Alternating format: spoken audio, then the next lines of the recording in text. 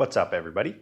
Today I'm going to show you one of my favorite steaks, which also happens to be probably the cheapest steak and most underrated cut, in my opinion, you can get for the money. It's going to be delicious, so stick around.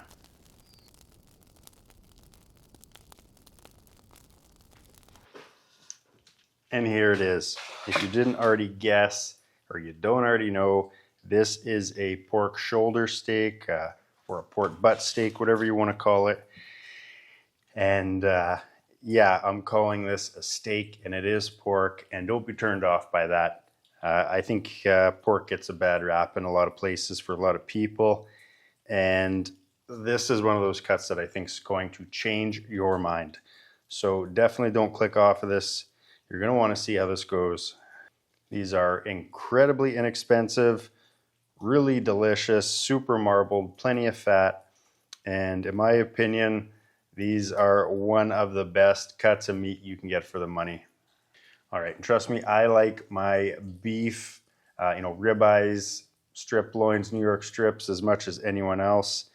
They're getting pretty expensive. It's not uncommon for a single steak that's half decent to be in the $25, $35 range, something like that.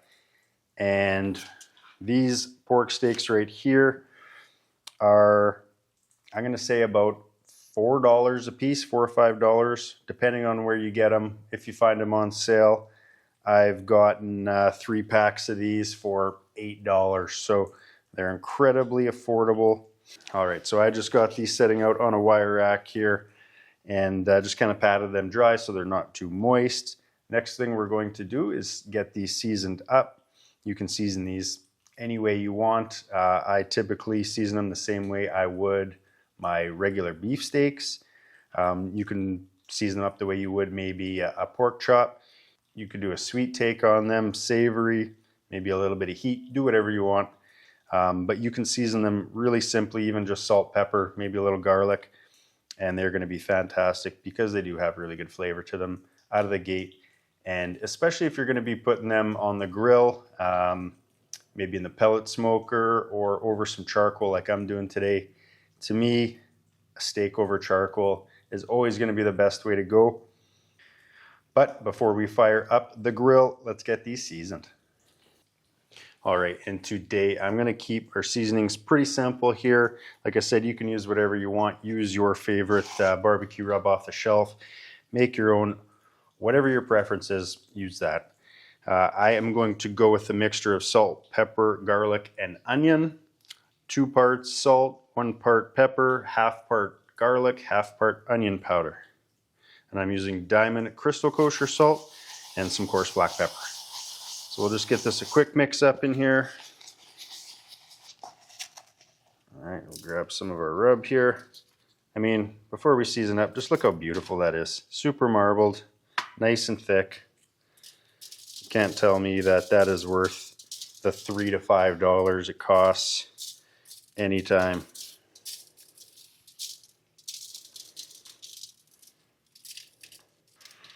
All right, there we go. One side down, give her a flip. Get those sides. Remember, you eat all sides, so you season all sides.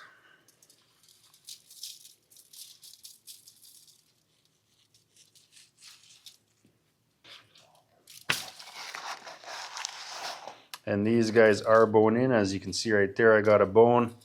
And if you're not familiar with this cut, this is from the pork shoulder, pork butt, if you will, the same cut you're going to use if you're making pulled pork. That's just been sliced up into some beautiful steaks. All right, just gonna let the pork steaks here hang out on this wire rack for a few minutes while we fire up the charcoal grill.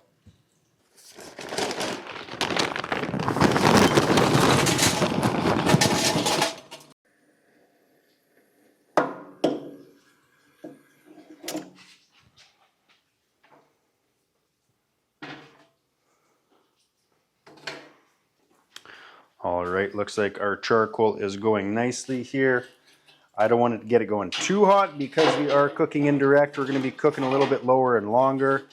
So I don't want it to be a raging inferno in there necessarily.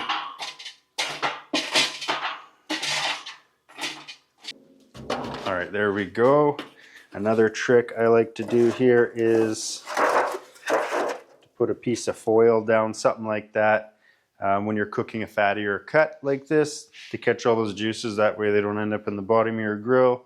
Just makes it harder to clean in the long run. All right, there we go, cooking grate in place. Next thing I'm going to do here is close the lid, dial in my vents.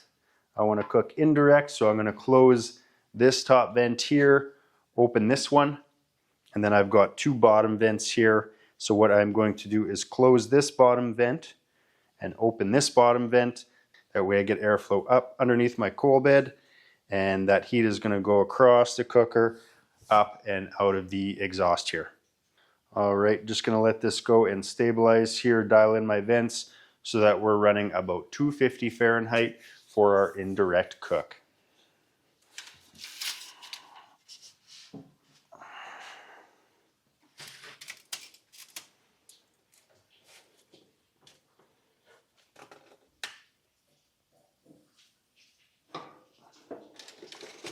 And just be careful, you don't want these too close to your direct side.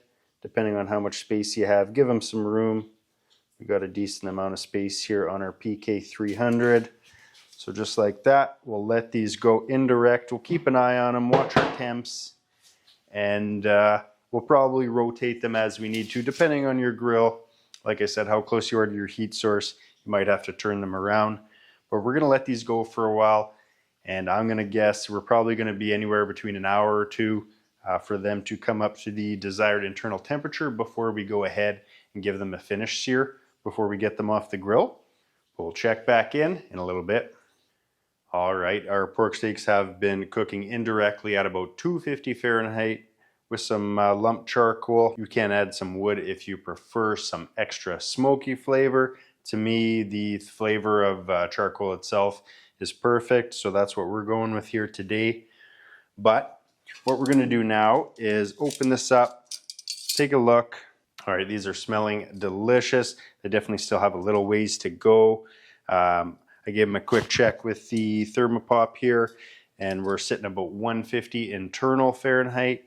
And you know, they're not looking too special yet, but after we hit them with some direct charcoal heat, they're going to get crispy. We're going to render down some more of that fat.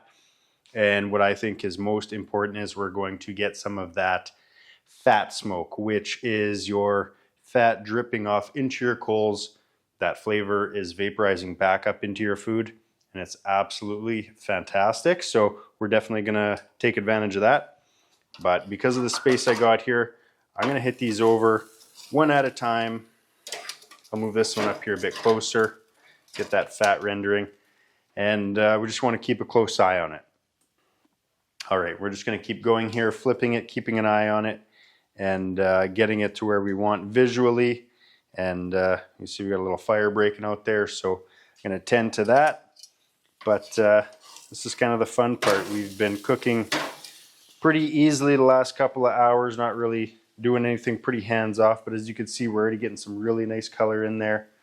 So I'm just going to flip it a few times. We'll check our temps. To me, once we're getting to that 180 to 190 Fahrenheit internal, that's where we want to be. So I'm just going to play with my food here a bit, keep it flipping over to live heat, and keep checking those temps. Once we hit temp, they're looking good, we'll pull them off. All right, now that we've got ourselves a good bit direct heat char here, I'm liking the way that's looking. We got a little bit of color on the fat cap there. It's going to make it extra delicious. You can tell how tender it is by poking it. That fat is just going to absolutely melt in your mouth. And I think we still got a little bit to go here. It's still a little bit tight in a couple of spots here. We're probably in the 160, 170 range here. I'll check it with the thermometer. But we got to be careful. You know, get a little bit charry on the fat there, which you got to be careful of because it will burn very quick. I don't mind a little bit of charry color on my fat. I think it's delicious, but if you don't, then just make sure you're being extra cautious there. All right, I'm gonna pull this one off out of the way.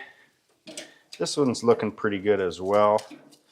I'm going to give it just a little bit more here in the open flame, if you will.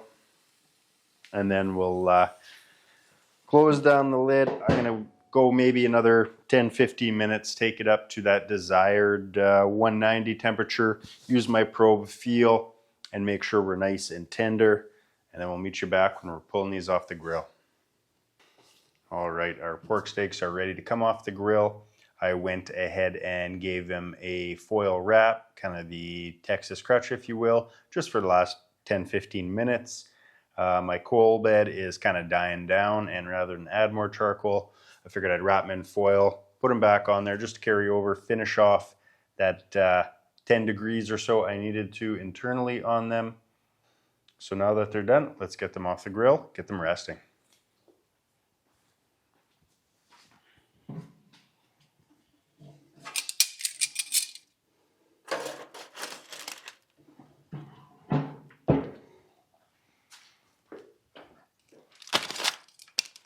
All right, there we go.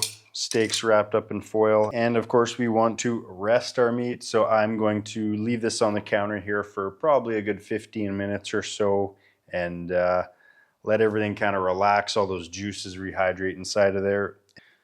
All right, there it is. Our pork steaks have rested for a solid 15 minutes here. They smell absolutely unreal, super juicy. Don't waste those foil juices, get that back on your meat. But that's exactly why I don't necessarily sauce or mop or anything like that. There's plenty of juices left in here with the amount of fat content on these pork shoulder steaks. I don't think it's necessary. I like going straight up, and I'm excited to dig in on this. So I say we slice them up, give them a try.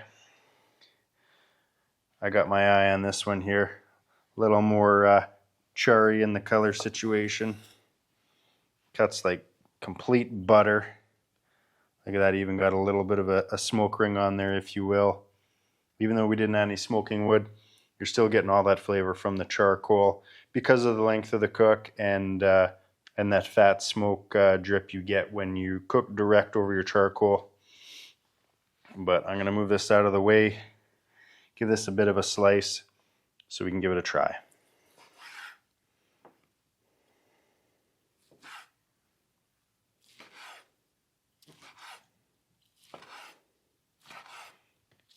Insanely tender. The knife's basically falling right through. All right, enough waiting. Let's give this beauty pork steak a try. Got an end piece here. Lots of good fat, lots of good flavor. Cheers.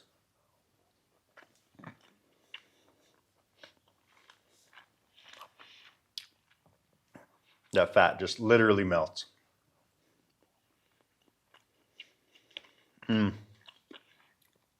Very simple. The rub is not overpowering in any way. You could certainly add to it if you wanted to. To me, this is a very good, simple base rub for these steaks. You're tasting that delicious charcoal flavor, that fat smoke flavor, and that delicious pork.